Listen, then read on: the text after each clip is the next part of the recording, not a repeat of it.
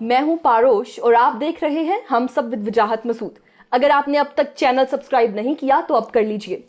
आज पाकिस्तान में वज़ीर आला पंजाब के इलेक्शंस होने जा रहे हैं और इस सिलसिले में मेरे जहन में चंद सवालात हैं जिन पर हम आज बात करेंगे। सर, इस वक्त पंजाब असेंबली में तहरीक इंसाफ और इत्तेहादी जमातों की अक्सरियत है, ठीक है? तो फिर इस वक्त नून लीग और पाकिस्तान पीपल्स पार्टी, जो कुल मिला के पीडीएम कहलाती है, वो किस वजह से ये ख्वाब देख रहे हैं कि वो अपना वज़ीर आला बना लेंगे? बहुत अच्छा सवाल है। इसके दो जवाब मुमकिन हैं। इसका एक जवाब तो ये है कि जमहूरियत में किसी भी मनसब के लिए जो मुकाबला है जी। वो जो भी उस क्वालिफ़िकेशन पे पूरे उतरते हों उनका हक है। इंतखाब जो है वो हारने या जीतने के लिए नहीं लड़ा जाता। इंतखाब एक जमहूरी अमल का नाम है जी। तो उस लिहाज से अगर मुस्लिम लीग नवाज़ और पीपल्स पार्टी मुकाबला करें तो ये उनका जमहूरी हक है। वन जी। अब इसी का एक दूसरा हिस्सा भी है जी। अगर उसके लिए मुखालिफ पार्टी के उम्मीदवारों को लालच दिया जाए, रुपए पैसे का लालच या किसी ओहदे का लालच, उन्हें उनको जो मैंडेट लोगों ने दिया है जी।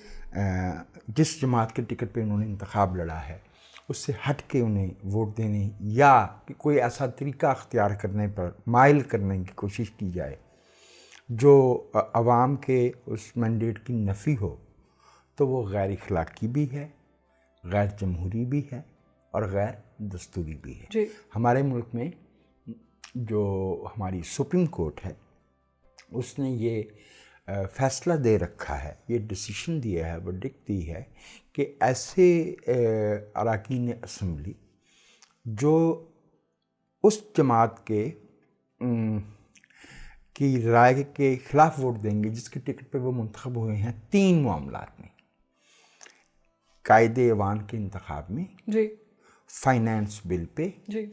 और अदम एतमाद पे, वो उनके वोट शुमार नहीं होंगे। जी। और ये फ़ैसला आने से पहले जिस इंतखाब में पंजाब असम्बली का जो इंतखाब हुआ था उसमें जो 16 अप्रैल को उसमें जिन लोगों ने अपनी पार्टी के ख़िलाफ़ वोट दिए थे 25 अरकान थे, 5 रिज़र्व सीट्स थे, वो बाय डिफ़ॉल्ट डी सीट हो गए। जी। बाकी जो 20 थे वो डी सीट हुए। ज़िमनी इंतखाब हुआ और उसमें तहरीक इंसाफ को जो है वो ज़्यादा कामयाबी मिली है, बल्कि बड़ी कामयाबी मिली है। अब उनकी अक्सरियत है, ये उनका हक है कि उनका जो रुकन है, जो उनका उम्मीदवार है, जी। जी। वो वज़ीर आला पंजाब बने। इसमें कोई हंगामा आराई करने की, बदअमनी करने की, रुकावट डालने की कोशिश जो है उससे जमहूरियत कमज़ोर होती है। ये मेरी राय है। ठीक है। और मेरी इस राय में आप एक ज़ाविया और शामिल कर लीजिए। हमारे मुल्क में जो जमहूरी इंतशार है, पॉलिटिकल इंस्टेबिलिटी है, बहरान क्राइसिस की जो कैफियत है उसकी एक तारीख़ है। और चूँकि ज़ाहिर है वो सियासी कुव्वतें जो आमने सामने होती हैं उनके बीच में हो रही होती है, तो उनकी एक एक जो हरकत है उसकी लॉग बुक बनाई जाती है तो गौर कीजिएगा, बनती है नहीं कह रहा, मतलब कोई बना रहा है, कोई बना रहा है। तो इस तरह की जो कशमकश होती है हमारे मुल्क में बार बार ऐसा हुआ है कि वो एक डार्क टनल, एक तारीक सुरंग, एक लंबे जमहूरी तातुल, इंटरैगनम की तरफ लेके जाती है। तो मैं इसके हक़ में पाकिस्तान का एक शहरी होते हुए इत्तेफाक से मैं पंजाब का शहरी भी हूँ, तो मैं समझता हूँ कि लोगों ने जो मैंडेट दिया है इंतखाब में उसका एहतराम होना चाहिए। वोटिंग हो, आप हिस्सा लें, ये आपका हक है और उसका जो फ़ैसला है उसको आप तस्लीम करें, ये आपका जमहूरी फ़र्ज़ है। One is your right, the other is your duty. So that democratic process strengthens और लोगों का इस बात पे एतमाद बढ़े कि वो अपने वोट से हुकूमतें तब्दील कर सकते हैं। ठीक है। अगर यस, अच्छा, पाकिस्तान में जो जोड़ तोड़ की सियासत है, इसकी जो तारीख है, वो हमारे लिए काबिल फ़ख्र है या फिर शर्मनाक है?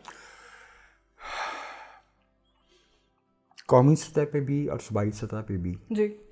तारीख हमारी बहुत एम्बैरेसिंग है। बुनियादी वजह तो उसकी ये है कि जब हमारा मुल्क बना तो जिस खित्ते में बना वहाँ सियासी रवायत मजबूत नहीं थी जी। शरह खानदगी, लिटरेसी रेट बहुत लो था और लोगों का जो पॉलिटिकल कॉन्शियसनेस होती है वो मजबूत नहीं थी। तो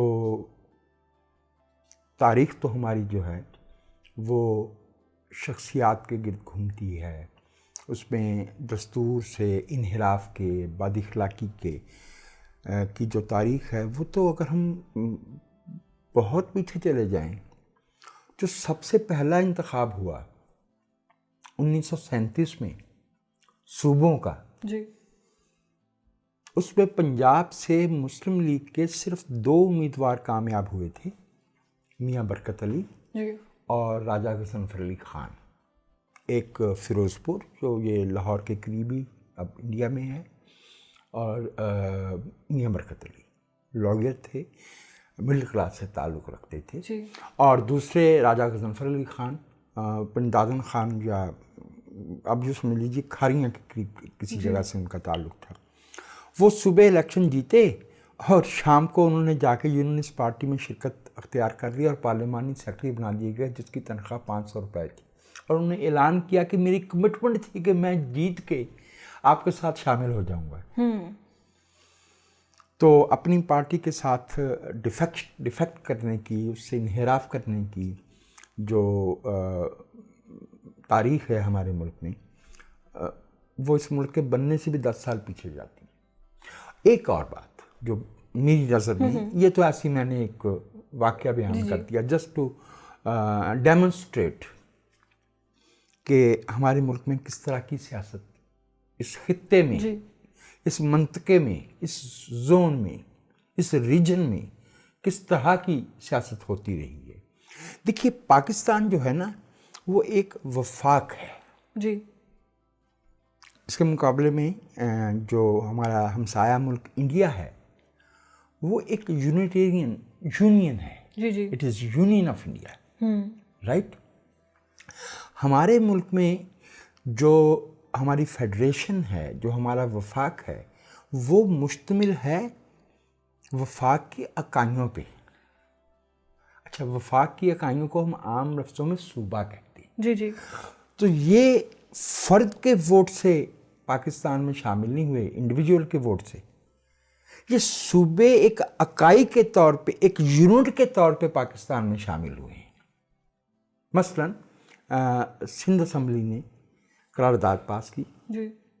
जब उस ज़माने में बंगाल भी था तो बंगाल में मुस्लिम लीग की हुकूमत थी, उसने शामिल होने का फैसला किया असम्बली के ज़रिए। ऑफ कोर्स KPK में, जो अब KPK कहलाता, तब NWFP कहलाता था, सूबा सरहद, वहाँ पे कांग्रेस की और सुर्खपोश की हुकूमत थी और डॉक्टर खान साहब वज़ीर आला थे। वहाँ पे कांग्रेस और सुर्खपोश की हुकूमत थी। वहाँ पे प्लेब्सिट, इस्तिस्वाब राय, रेफरेंडम करवाया गया और वो रेफरेंडम में कोई फ़र्द को वोट नहीं दिया जा रहा था। वो हर वोट जो है वो इसलिए था कि आप पाकिस्तान में शामिल होना चाहते हैं या नहीं, और सूबे ने राय दी कि हम पाकिस्तान में शामिल होना चाहते हैं। उसमें ये जहाँ ये कहा जा रहा हो उसके नीचे एक होता है ना फुट नोट, वो ये दे लीजिए कि पाकिस्तान में सबसे पहली असम्बली 21 अगस्त 1947 को कायद आज़म ने तोड़ी थी और वो KPK की असम्बली थी। उस प्लेब्सिट से उस असम्बली के तोड़े जाने का कोई ताल्लुक नहीं था। पाकिस्तान में जो 1940 की करारदाद, जिसमें करारदाद लाहौर उस वक्त तो वो थी, बाद में उसको करारदाद पाकिस्तान कहने लग गए। उसका एम्फेसिस ही सूबाई हकूक पे था। तो पाकिस्तान बुनियादी तौर पे 2 असूलों पे मांगा गया था जी। एक अक़लियतों के हकूक तो जो हमने अक़लियतों के साथ किया वो सबको ही पता, सबको तो खैर पता होगा पारोश बीबी, लेकिन अक़लियतों को बेहतर पता है। Victim knows the best. बिल्कुल। दूसरा, सूबाई हकूक के लिए आप 1927 में कायद-ए-आज़म मोहम्मद अली जिन्ना के 14 निकाब देखिए जी। सबसे ज़्यादा उसमें जो जोर है वो सूबाई हकूक पे है। 40 की करारदाद में सूबाई हकूक पे जोर है, राइट जी। तो ये हमारा वफाक बना। इस वफाक में हमने वफाक की अकाइयों के साथ मैं सिर्फ 2 निकात अर्ज़ कर देता हूँ। 1947 से लेके 1955 तक जी। अब आपके चूँकि देखने वाले ज़्यादा जो है वो मॉडर्न लोग हैं, मैं ज़रा पुराने ज़माने का आदमी हूँ तो उर्दू में कहता हूँ। फ्रॉम 1947 टू 1955 8 ईयर्स में 22 सूबाई असम्बलियाँ तोड़ी गई जी। उसमें से 8 दफ़ा सिंध की असम्बली तोड़ी गई, उसमें से 5 दफ़ा बंगाल की असम्बली तोड़ी गई, 4 दफ़ा पंजाब की असम्बली तोड़ी गई, 4 दफ़ा सूबा सरहद की असम्बली तोड़ी गई। उसमें एक भी दफ़ा नो कॉन्फिडेंस मोशन या अदम एतमाद या कोई दस्तूरी तरीका अख्तियार नहीं किया गया। एक आर्डर जारी किया गया और गवर्नर राज नाफज कर दिया गया और हुकूमत तोड़ दी गई जी। तो 22 दफ़ा ये हमने उन सूबों के एहतराम की रवायत कायम की जिन्होंने पाकिस्तान में शामिल होने का ऐलान फैसला किया था। और हमारे मुल्क में एक नेक हस्ती उतरी थी जिसने 1953 में जी।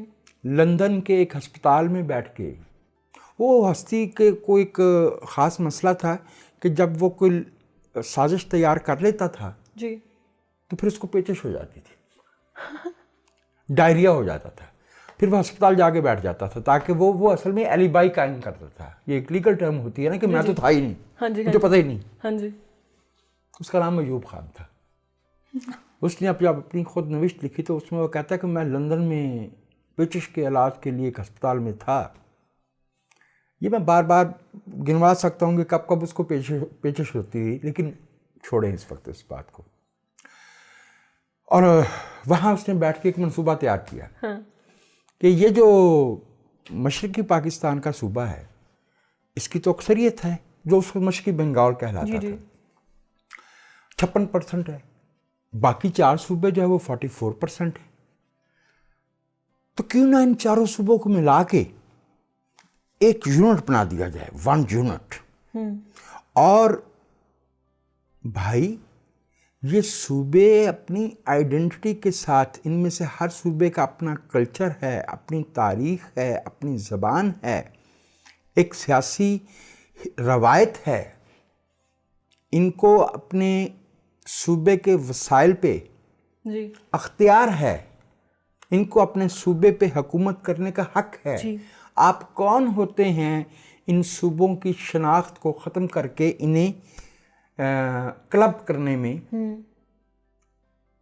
ये सिर्फ इस मुल्क जो अब पाकिस्तान है इसके 4 सूबों के साथ ज़्यादती नहीं थी, ये ईस्ट पाकिस्तान के साथ भी ज़्यादती थी। क्योंकि जब 56 का आइन बना तो उसमें पैरिटी का प्रिंसिपल, पैरिटी, बराबरी क्या थी? बराबरी ये थी कि जिनके 56% थे उसको 50% कर दिया, जिनके 44 थे उनको 50 कर दिया। मुझे एक जुमला एक सहाफ़ी ने पूछा था सुरवर्दी साहब से, जब उन्होंने पैरिटी का प्रिंसिपल मान लिया कि साहब वो मशरक़ी पाकिस्तान की 6% जो अक्सरियत है वो कहाँ है? अब उनके पास क्या जवाब होता है पता? उन्होंने क्या कहा? In the left pocket of my coat, मेरे कोट की बाईं जेब में। ये जवाब नहीं है, ये एक भौंडा मजाक है। 1958 में मार्शल लॉ लग गया जी। मार्शल लॉ नाम ही यूनिटेरियन गवर्नमेंट का है। मार्शल लॉ बजाते खुद इन इटसेल्फ बाय डिफॉल्ट जी is a negation, is the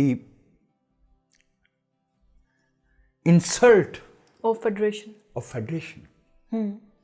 जी अब उसमें हमारे यहाँ मुश्किल ये थी कि जो अब मार्शल लॉ कौन लगाता है? आर्मी चीफ जी या आर्मी का कोई, बाद मुल्कों में ये रवायत भी तो है ना कि नीचे से कोई फौजी, जैसे लैटिन अमेरिका में, अफ्रीका में, वहाँ कॉलोनल्स की बगावत की भी रवायत रही है। तो पाकिस्तान में आर्मी चीफ ने 4 दफ़े मार्शल लॉ लगाया।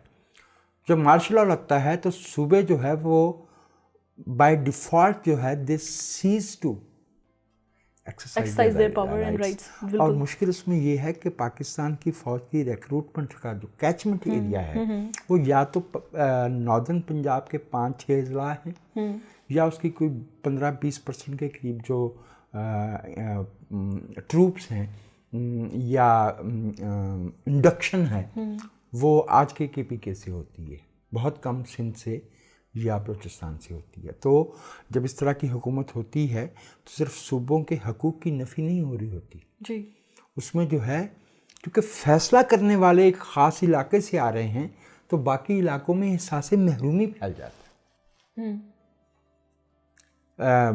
एहसास महरूमी यानी उन्हें ये एहसास, उनमें ये सेंसिटिविटी पैदा हो जाती है कि they are being denied their rights and rightful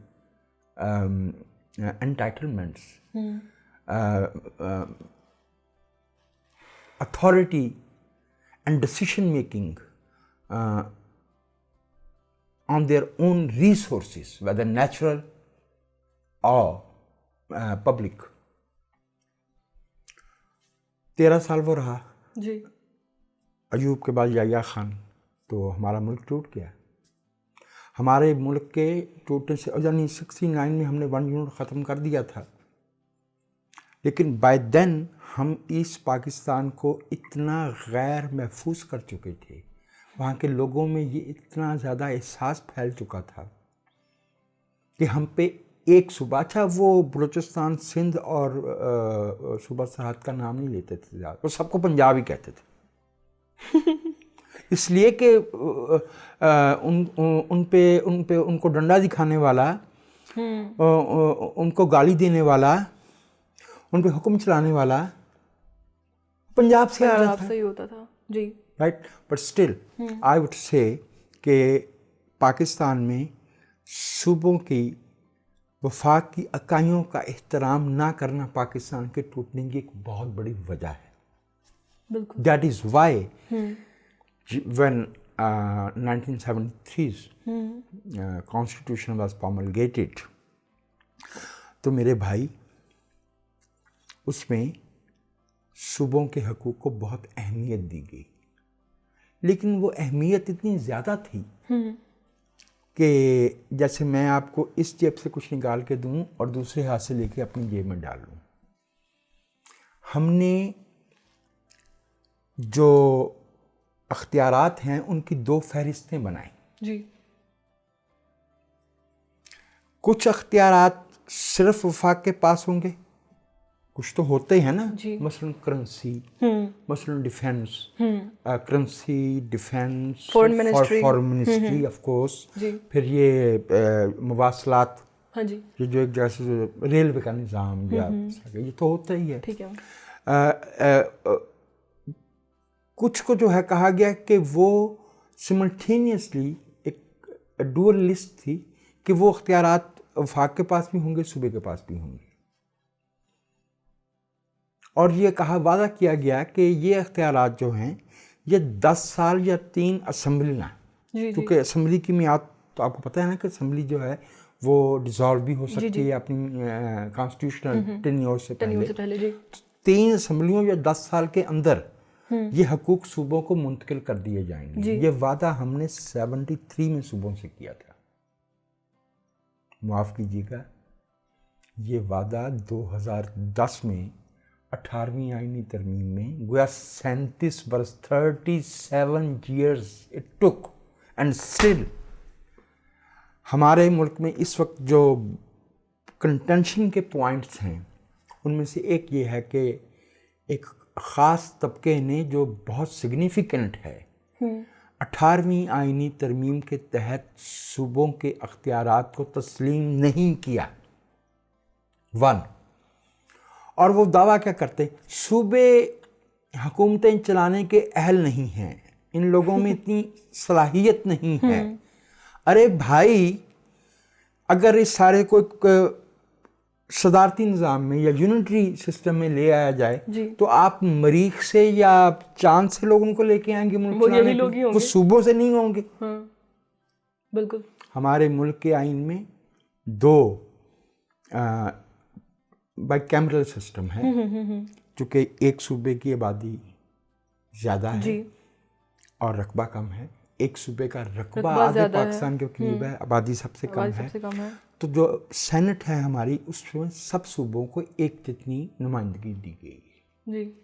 ये वफाक के असूल के तहत है। और जो ऐवान ज़ीरीन है, जिसे नेशनल असम्बली कहते हैं, वहाँ पे आबादी के लिहाज से नुमाइंदगी है। और जो हमारी सूबाई असम्बलियाँ हैं उनको अख्तियारात दिए गए हैं। हमारी जो तारीख़ रही है, हम वो तो मैंने 55 तक बताया ना। उसके बाद भी हम सूबाई असम्बलियाँ तोड़ते रहे। भुट्टो साहब ने बलूचिस्तान की असम्बली तोड़ी, 89 में बलूचिस्तान की असम्बली तोड़ी गई। नवाज शरीफ साहब ने अख्तर मिंगल साहब की वजारत तोड़ी। इस मुल्क में जो है वो पंजाब में गवर्नर राज लगा दिया गया 2009 में, बल्कि 8 के आखिर में। सलमान तासीर उस गवर्नर थे, ये पीपल्स पार्टी ने किया। तो इस मुल्क में रवायत नहीं है इस मुल्क में हम हम जो है वो सूबों की का एहतराम करें। मैं आपको एक मिसाल ऐसी दूंगा जो मुमकिन तौर पे आपके हादसे में हो, शायद नहीं हो। मुझे कहते हुए ज़रा एम्बैरेसमेंट हो रही है, क्योंकि इसमें आपकी उम्र की तरफ इशारा शायद आ जाए कि आप बहुत छोटी हैं उम्र में। जब 9/11 हुआ तो वो न्यूयॉर्क में ज़्यादा हमले हुए थे ना, ट्विन टावर्स पे। तो न्यूयॉर्क एक रियासत है, उसका एक गवर्नर है, और न्यूयॉर्क का एक शहर है जो उसका कैपिटल कह लीजिए उस रियासत का, उसका एक मेयर है। तो मेयर थे उस वक़्त रूडी जूलियानी। तो अपने शहर के बारे में वहाँ का फायर फाइटिंग टीम क्या कर रही है, हॉस्पिटल में क्या सूरत हाल है, क्या इक़दाम किए जा रहे हैं, रूडी जूलियानी बात करते थे और गवर्नर पीछे खड़ा होता था। जमहूरियत जो है उसमें हुक्मरानी की मुख्तलिफ डिसीशन मेकिंग की कई सतहें हैं। ये फेडरेशन है, ये सूबा है, ये लोकल बॉडीज हैं। अब आपको पता कि लोकल बॉडीज जमहूरियत कोई तरबेला की झील नहीं है कि सेनेट बंद कर दो, कौमी असम्बली की सुरंग खोल दो, कौमी असम्बली और सेनेट बंद कर दो, सूबे खोल दो, सूबे और सेनेट कौमी असम्बली को उठा के खिड़की से बाहर फेंको और बल्दियाती इंतखाबात करवा दो, जैसे मार्शल वाले करवाया करते हैं। उनका तो मकसद होता है कि जो पॉपुलर नेशनल लेवल पे पब्लिक सपोर्ट रखने वाली पॉलिटिकल लीडरशिप है, उसकी जगह पे ऐसे लोगों को लाया जाए जिनका इन्फ्लुएंस जो है वो लोकल हो और वो ज़ात बरादरी की, कास्ट सिस्टम की, सेक्ट फेथ की बुनियाद पे या पर्सनल इन्फ्लुएंस की बुनियाद पे वो इलेक्ट हों, और उनमें ये जुर्रत और ये सलाहियत और ये इरादा, विल ना हो कि वो असल जो फैसला कुन मामलात हैं, like distribution of resources, allocation to different sector, उस पर वो बात कर सके। वो गड़ी शाहू का बंदा तो उठ के ये बात नहीं करेगा ना, वो बात तो महमूद चकजई करेगा। वो तो जो है वो रज़ा रब्बानी करेगा, वो तो अफरा से आप खटक और फन यार करेंगे। वो बात तो जो है वो नवाज शरीफ करेंगे या कमर ज़मान कायरा करेंगे, जो कौमी सतह के लीडर होंगे। बिल्कुल। तो जो मैं बात अर्ज़ कर रहा था वो ये कि हमारे मुल्क में हमने, मेरे बचपन तक इस मुल्क में स्कूलों में सिविक्स पढ़ाई जाती थी, जो शहरी होने का इल्म है जी, अब नहीं पढ़ाई जाती। बिल्कुल। मैंने एक साहब को, जो हमारी बदकिस्मती से बहुत बड़े सहाफ़ी समझे जाते हैं, एक दिन ये गिला करते हुए सुना कि जी वो ये लिखा हुआ है टेक्स्ट बुक में कि 12 अक्टूबर 1999 को परवेज़ मुशर्रफ ने इक़्तिदार पे कब्ज़ा कर लिया। तो मैंने कहा हुजूर उसकी जगह पे क्या लिखा जाए, क्या लिखा जाए उसकी जगह पे, उसने क्या किया था। इस मुल्क में गैर जमहूरी और गैर सियासी ज़हन पाया जाता है। बिल्कुल। हमें फेडरेशन के लेवल पे, सूबों की सतह पे, बल्दियात की सतह पे लोगों के जो जमहूरी हकूक़ हैं उनका यकसा एहतराम करना चाहिए। ये जो कल कुछ खदशात हैं, एप्रीहेंशंस हैं, बल्कि आज हैं, जी जी, क्योंकि आज अब से कुछ घंटे बाद ये इंतखाब हो जाएगा, तो ये नहीं होने चाहिए। अरे भाई, हिंदुस्तान में आज जी, एक कबायली खातून पहली दफ़े, जो उनके ट्राइबल एरियाज़ हैं और वो काफ़ी हैं, और वो तारीख़ी तौर पे बैकवर्ड रखे गए कॉलोनियल हुक्मरानों की तरफ से, वहाँ की खातून आज हिंदुस्तान की सदर मुंतखब हुई है। जो जिन मुल्कों में शहरियों का एहतराम होता है वहाँ पे दस्तूर पे अमल दरामद खबर नहीं होती। एक नॉर्मल प्रैक्टिस होती है। Normal practice. Take my words. You steal my words. You're too intelligent. Because I live with you. Yes, It's your influence. you work with me, and yes, but still, I must appreciate the sharpness of your mind. Thank you. Any other question? हाँ, अभी हम बात कर रहे थे कि हमारी लोगों में, हमारे सियासी शऊर में कितनी कमी है और हम उसका जो है वो खुमियाजा अभी तक भुगत रहे हैं। तो मेरा सवाल ये है कि पाकिस्तानियों को या पाकिस्तान को कितने हज़ार साल मज़ीद लगेंगे डेमोक्रेटिक वैल्यूज़ सीखने में? जो गैर जमहूरी मुआशरे होते हैं जी, वहाँ पे मुफादात का, वेस्टेड इंटरेस्ट का, नाजायज़ इजारे का, इलेजिटिमेट मोनोपोली का एक बड़ा पेचीदा सिस्टम डेवलप हो जाता है, नेक्सस डेवलप हो जाता है। जी, one supports the other. Bureaucracy, military, ताजर, टीचर, जी, पेट्रियार्की, कास्ट सिस्टम, ये सब एक दूसरे को सपोर्ट कर रहे होते हैं और ये सब उस निज़ाम से जो है वो एक इलेजिटिमेट मुफाद हासिल कर रहे होते हैं। It's a game of interest. जी, और इसका इसके लिए अवाम में सियासी शऊर पैदा करने की ज़रूरत है। I can give you one example, two example, 3 example. How many examples do you need? Just take only 2. जी, From 1939 to 75, General Franco was ruling Spain. He was a dictator. जी, The moment he died, Spain decided to return to democratic path. And now it is 47 years. Spain is a democracy. जी, Spain is one of the major economies of the world. Right? जी, You can take the example of South Africa. Apartheid जी, एक गैर इंसानी system है जिसमें इंसानों को उनकी नस्ल की बुनियाद पे हायरार्किकल ऊंच नीच दी जाती थी। वंस दे डिसाइडेड कि हमने अपार्थाइड को एबॉलिश करना है, South Africa today, if I am not wrong, is one of the foremost economies and burgeoning power in Africa. Power का मतलब जो है वो दूसरों से आगे बढ़ना नहीं होता। पावर का मतलब अपने लोगों को पावर करना होता है, अपने लोगों का म्यार ज़िंदगी बेहतर बनाना होता है।